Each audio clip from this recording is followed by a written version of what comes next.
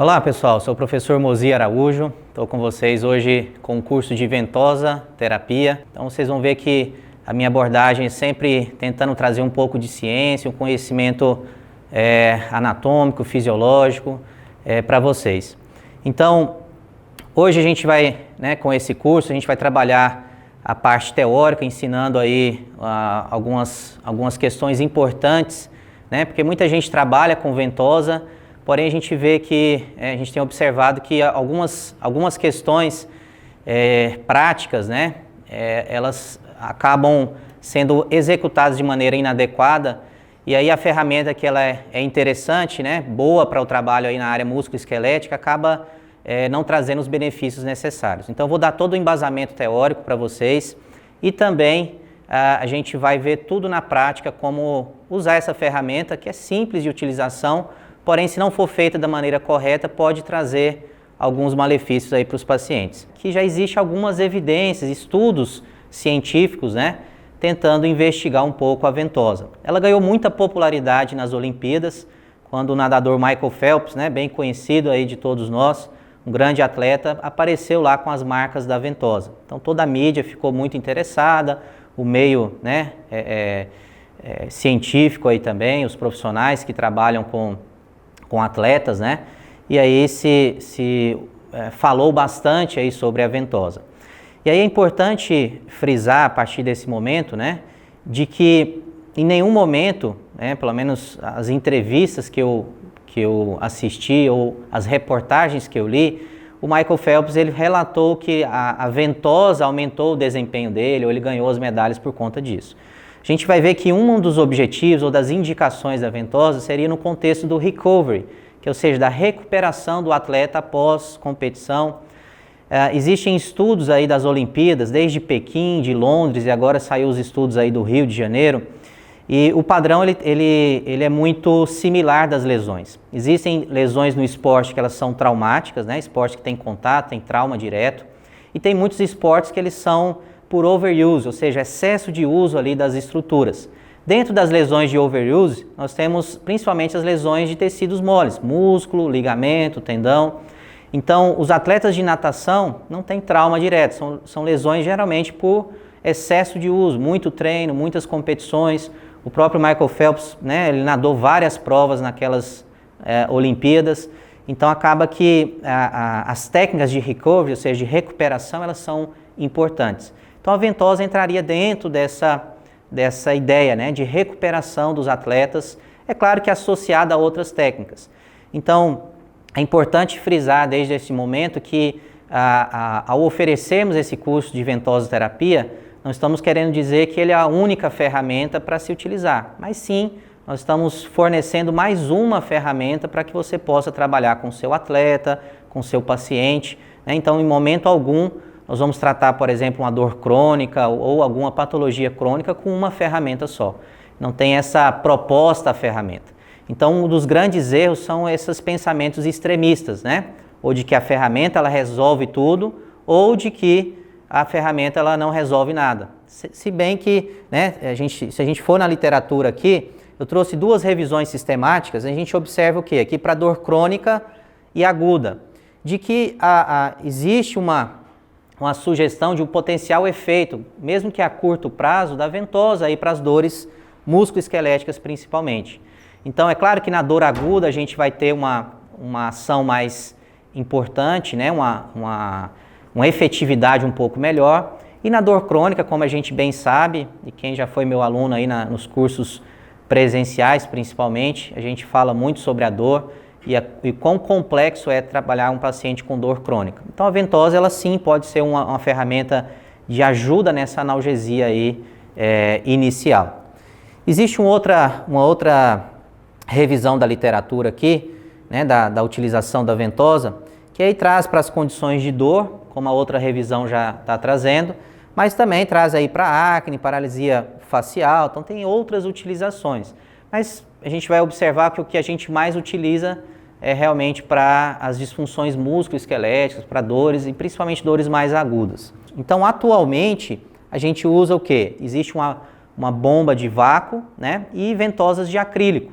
Depois nós vamos mostrar bem detalhadamente para vocês na câmera para vocês visualizarem essas ferramentas, né? Vou mostrar os tamanhos de copos diferentes.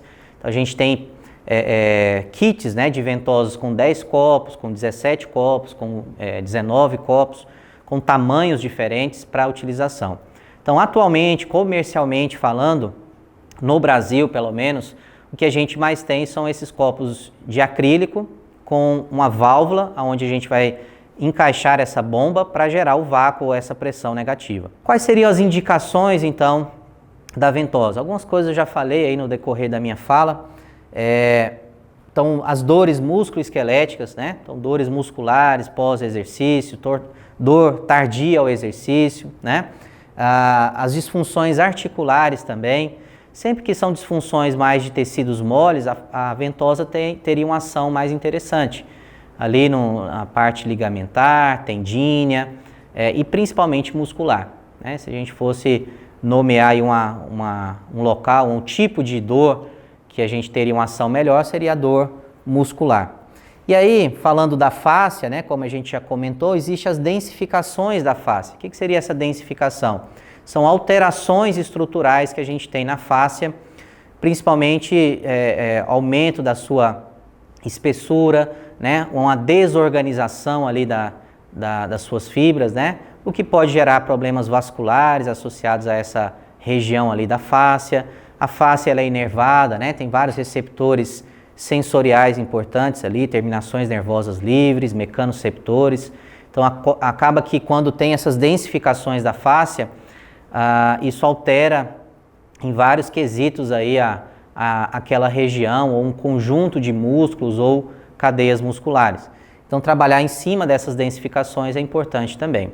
E eu coloquei aqui também o recovery no esporte, que seria uma utilização bem interessante aí também, nas várias modalidades, não só as que têm lesões por overuse, né, mas mesmo os esportes mais traumáticos aí também, os atletas treinam bastante, competem bastante, ou seja, há uma certa uma utilização do corpo, né, e da performance de maneira bem exacerbada, né, por serem atletas de alto rendimento. E aí esse conceito de recuperação no esporte tem ganhado cada vez mais popularidade. Com técnicas clássicas do banho de gelo lá, da imersão no gelo, tem saído novas tecnologias, mas a ventosa ela é bem prática, bem simples, bem barata de você já começar a fazer esse trabalho aí com seus atletas. Eu tenho tido muita experiência com atletas de luta, né? Eu pratico jiu-jitsu e atendo lá os atletas de jiu-jitsu, MMA, boxe. A gente tem tido bastante resultados interessantes pós-competição, pós os treinos ali, com esse trabalho de ventosa.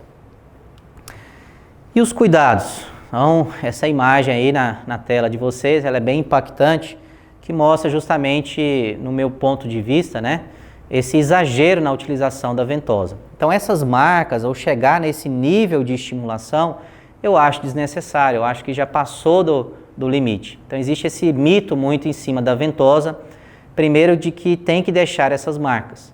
Não necessariamente, é raro meus pacientes ficarem com as marcas. Podem ficar uma ou outra, não que é errado às vezes ficar uma marca, mas nesse nível aqui que a gente está observando, seria contraindicado, já mostra um excesso de estimulação aí pelo terapeuta. Pessoal, agora a gente vai falar um pouquinho das técnicas, né, de como nós vamos poder utilizar a ventosa. Primeiro da parte de sucção, do quanto de pressão negativa a gente vai exercer ali na pele. Então, basicamente, existem 3 possibilidades, né? Vai ter lá o método fraco, médio e forte. Então, é o quanto de sucção nós vamos fazer na pele. Então, o método fraco, quando puxamos uma vez a bomba. No método médio, né, nós vamos puxar aí 2 vezes a bomba lá de sucção. E no forte, de 3 a 4. Mas vocês vão observar que na prática, né, quando eu falo aí uma vez, às vezes não é completar toda o puxar do gatilho da pistola ali para sucção. Que às vezes uma puxada bem dada daquela pistola, às vezes já dá uma pressão muito forte. Então, uma leve puxada seria o leve, 2, né, não fazendo toda até o final, seria médio, e 3 seria forte. Isso é para ter uma certa noção. Então, você tem que observar também o quanto de pele foi tracionada ali. Qual é a dosagem, então, que a gente utiliza, né? Quanto tempo? Não, vou tentar falar alguns detalhes para vocês. Lembrando que aqui não é receitinha de bolo, não é algo fixo, né? É para vocês terem uma noção de como trabalhar. Sempre observar que tipo de patologia você está trabalhando, né? É dor, é uma disfunção do movimento ali, por exemplo, uma restrição de movimento por conta de algum tecido mole, né? Seja fáscia, seja músculo, ligamento, tendão, o porquê que você está utilizando, é no recovery, como a gente comentou. Então, observar primeiro isso. Outra coisa, o tipo de paciente. Lembra que eu falei que tem lá idoso, tem criança, tem atleta, a pele, o local onde eu estou trabalhando. Então, sempre observar o tanto de estímulo que eu já dei. Então, vocês vão ver que eu coloquei aqui de 2 a 8 vezes, vamos supor que eu estou fazendo deslizando ali nas costas. Então, fiz 1, 2, 3, fiz 8 vezes o deslizamento. Então, esse número não é um número mágico, é para você ter uma noção da média, porém, sempre respeitar o paciente, seja a sensibilidade dele e também a resposta que a pele dele vai dar. Então, se observar, ficar vermelho quando usa ventosa é normal, começou a aparecer as petequiazinhas ali, talvez já seja o ponto de parar, pelo menos eu trabalho dessa maneira. Porque se eu continuo após aparecer essas petequias, né, começa a gerar mais lesão na pele, onde pode ficar roxa, equimose, né, e ter mais disfunções ali na pele, ou alterações. A pessoa não vai morrer de ventosa aí, né? Mas vai gerar, às vezes, dor, desconforto, ou até aquilo que eu falei, né? Se você quer atender seu paciente 3 vezes na semana, se você já dá um estímulo muito vigoroso na segunda-feira, acaba que na quarta você não vai conseguir usar a ferramenta no mesmo local. Então, todo esse conjunto de informações, elas devem ser levantadas ali na hora da anamnese, avaliadas, para você utilizar a dosagem de maneira adequada. Mas sempre é isso, do menos para o mais. E sempre lembrando que você vai associar outras técnicas que você já trabalha, dependendo da sua área de atuação, tá bom? Nós vamos agora trabalhar na parte prática, vou demonstrar para vocês. Vou demonstrar as ferramentas ali, os copos, os detalhes da ventosa. Então vamos para a prática.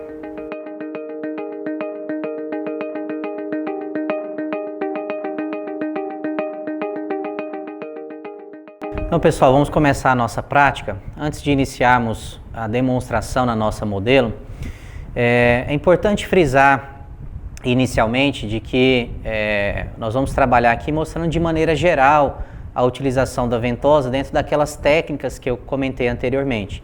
Então, nós vamos ver a parte estática, dinâmica, o flash com agulha, são as possibilidades de trabalhar e nas principais regiões, tá bom? Mas lembrando sempre que vou inicialmente mostrar a técnica estática, né? Que é a clássica aí da ventosa, que é fazer a ventosa a seco, né? Ou seja, a gente não vai fazer sangria, colocar água, nem chá, né? Então, nós vamos trabalhar com a ventosa a seco, né? E de maneira estática. Para a planta dos pés, de maneira estática, eu recomendaria utilizar aí o copinho número 4, tá bom? Então, é um tamanho de copo aí interessante. Se a gente observar, eu peguei até um copinho menor aqui, o 5, e vou tentar aplicar aqui no pé. Só para ilustrar a dificuldade que se é de aplicar, a gente nem vai ter muitas áreas aqui para aplicar.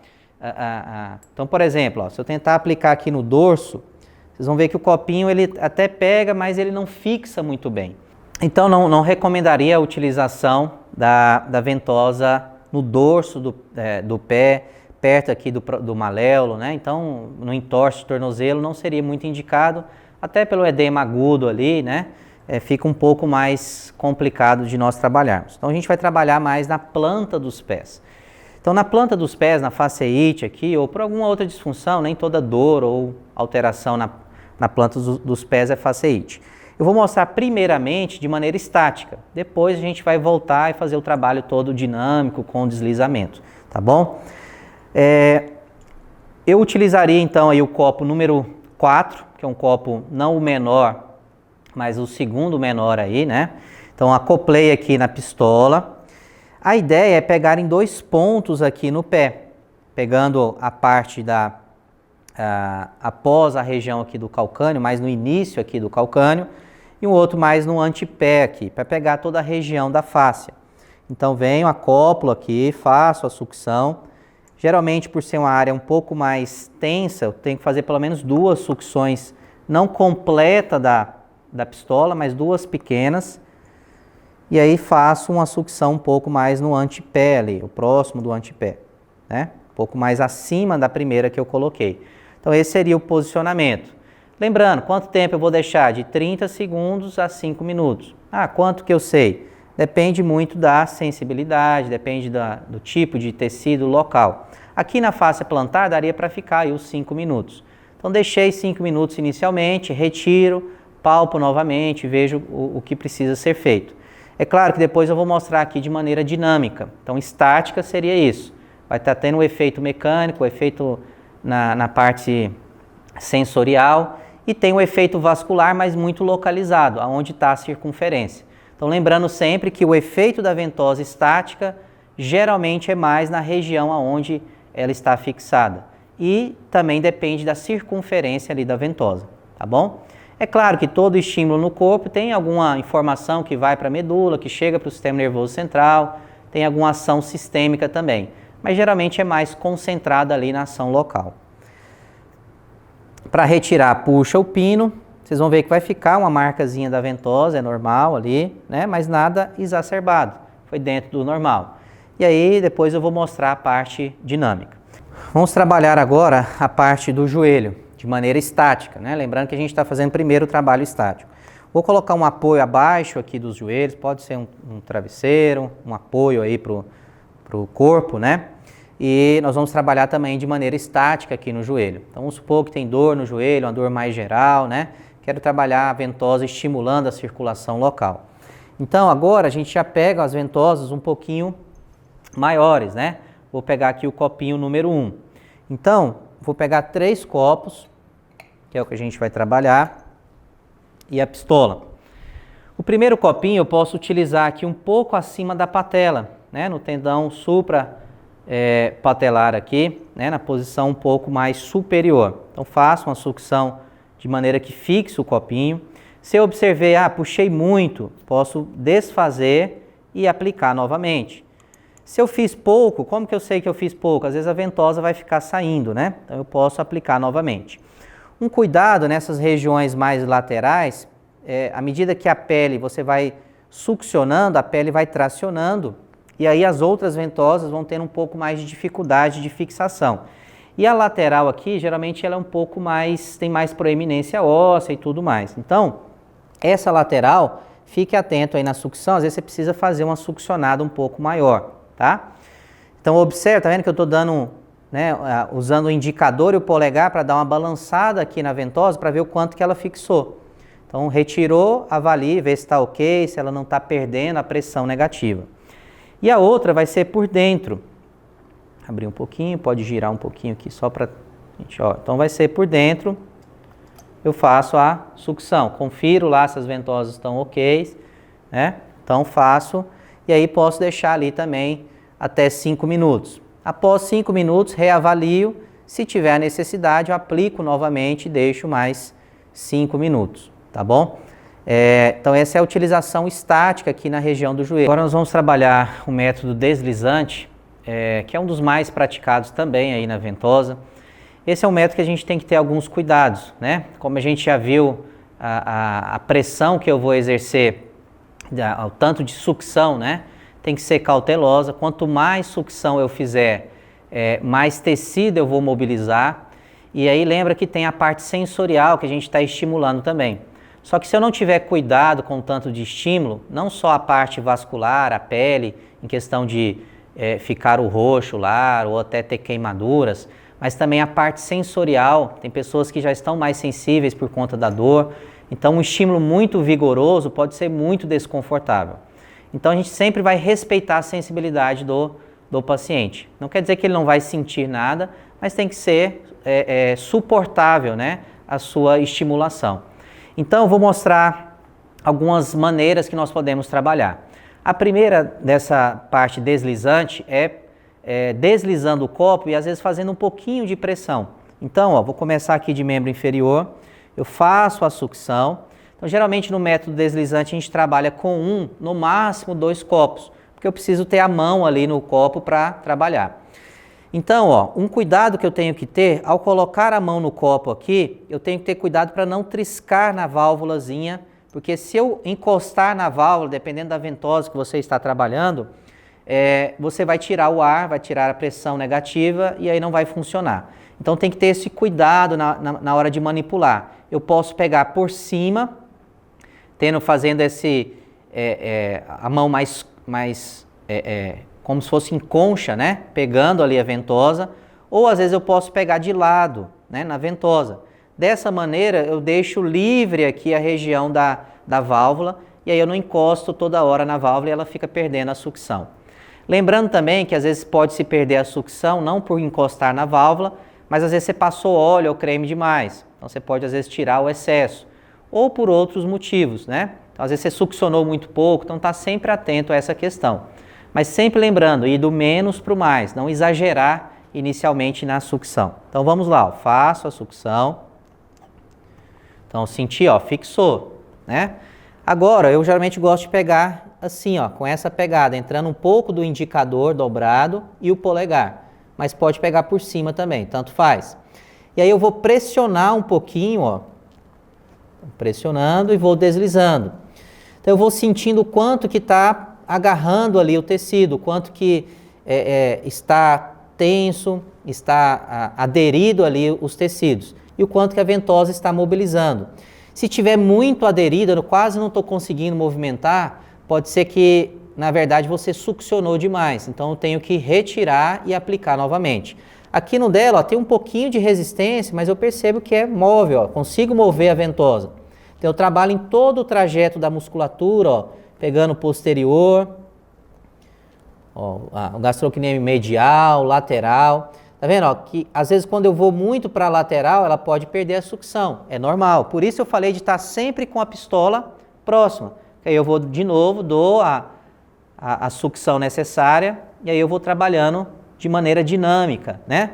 Então, eu posso trabalhar tanto no sentido da periferia para o centro, ou seja, de baixo para cima, de distal para proximal, ou vice-versa, tá bom? Que às vezes você não vai conseguir só ir, tirar o copo e ir de novo. Então, você já tem que trabalhar no sentido longitudinal aqui a fibra, mas indo e voltando, liberando todo esse tecido, tá? Eu posso trabalhar também fazendo a tração. Então, ó, fiz a sucção. Vamos supor que eu estou percebendo uma densificação aqui da face, uma aderência maior. Então, eu posso pegar a ventosa, traciono um pouco o tecido, ó, e aí eu mobilizo em vários sentidos. Nessa técnica, às vezes a ventosa vai ficar saindo um pouco mais, porque você está tracionando. Então, eu vou ter que ir dosando aqui, ó, até chegar no ajuste adequado. Ó. Tá vendo que agora eu tracionei, ela saiu um pouquinho. Então, tem que ir ajustando isso aí, ó. Agora eu succionei um pouquinho mais. Então, é uma pequena tração, ó, traciona um pouquinho, o movimento é mínimo ali, ó. É um pouco mais chatinho de trabalhar, porque vai ficar saindo. Por isso que ela é mais indicada em, por exemplo, cicatrizes, em fibroses, onde a amplitude de movimento ela é menor. Então, você não vai trabalhar com grandes amplitudes. Essa amplitude maior, quando eu trabalho todo um membro, é mais aquela técnica anterior, onde eu só deslizo o copo ou eu faço um pouquinho de pressão e deslizo. Essa é onde eu traciono o copo, quando eu tenho que fazer pequenas amplitudes. Porque vocês viram que às vezes a ventosa ela vai ficar saindo um pouquinho. Porque eu quero pegar um pouco mais, mobilizar um pouco mais daquele tecido que está fibroso ali, ou daquela cicatriz e mobilizar. Então eu vou fazer movimentos no sentido transversal ali a cicatriz, ou vou posicionar um pouquinho mais acima, ó, tá vendo? Trabalho nesse sentido. Vamos supor que está uma ventosa muito grande ali para a região, eu posso buscar uma ventosa um pouquinho menor. E aí eu vou fazer aqui agora na parte um pouco mais superior, para ficar mais fácil, né, para acoplar melhor aqui, ó. Então peguei novamente. Então agora eu tenho uma área melhor para trabalhar, ó. Tá vendo que foi melhor Então a ventosa maior para o deslizar foi melhor. Aqui eu tive que usar uma ventosa um pouco menor, porque a área de circunferência dela está agindo naquela região específica. Então, eu consigo trabalhar com amplitudes menores, ó. Então, traciono um pouco o copo e aí eu vou trabalhando, liberando, ó, nesse sentido, longitudinal e transversal ali. E aí eu vou liberando, ó. Então, tá vendo que eu estou tracionando. Então, com esse tamanho de copo, para essa região foi melhor do que usar um copo maior, porque aqui a capacidade de acoplar do copo foi menor.